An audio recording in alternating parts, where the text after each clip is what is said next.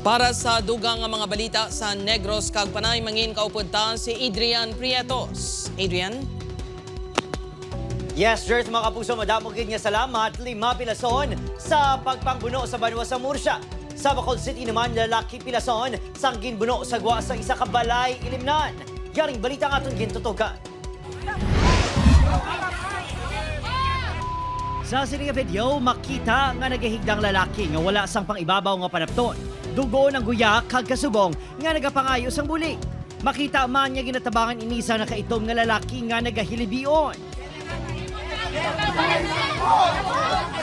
Kuha ang video sa gwa sa isang bar sa Barangay 1, Bacolod City. Ang dugo nga lalaki amo si alias Mike, 25 anyos, isa nga call center agent. Ang nagtabang sa iya sa video among iabyan. Sa investigasyon sa kapulisan, ginbuno si alias Mike ni alias Rolf, 22 anyos sa Barangay Villamonte. Nakagom ini sang pila sa baba kag likod. Ginsulong sang suspect ang biktima matapos sa nugid ang iya magulang nga nakaaway sang biktima sa sulod sang bar. May magulang ini nga amugid ang una nga nagka-trouble. Nagpuli siya kag nanugid siguro sa iyang manghod. Ti magbalo siguro kay base ang ambal dito daw na dihado ang iyang magulang. Gilayon niya na arresto ang suspect. Sa interview sa news team, aminado ini nga nagbalo siya bangod sa natabo sa iya utod. Naging niya ako nga nakastiguan na sa sa ilimnan. Tapos golpe lang ang natula lang ako sa akong emosyon mo na nadala lang ako. Napasakaan ni isang reklamo nga frustrated murder. Kapangayo mo ko pasensya nga nabuno ko sa pero hindi o man bimabaso lang ako kaugalingon kay tungod magulang ko man mo.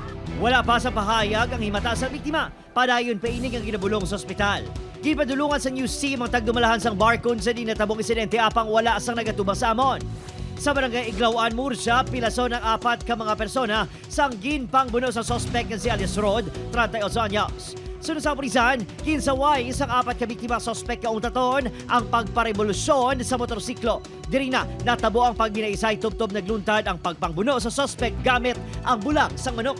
Ginsaway ni sang taga didto ang aton nga suspect nga gapa revolusyon basing nga motor ti gabi na medyo gahod nagkagabot sa punto nga may linalisay heated altercation kag nagtinapungulay. Esabli ng kondisyon sa 4 ka biktima, nakaaguman sa mga pilas ng suspect nga ginbasagaan sang reklamo nga frustrated homicide. Upod, Kiril Casillo, Adrian Prietos, 1 Western Visayas.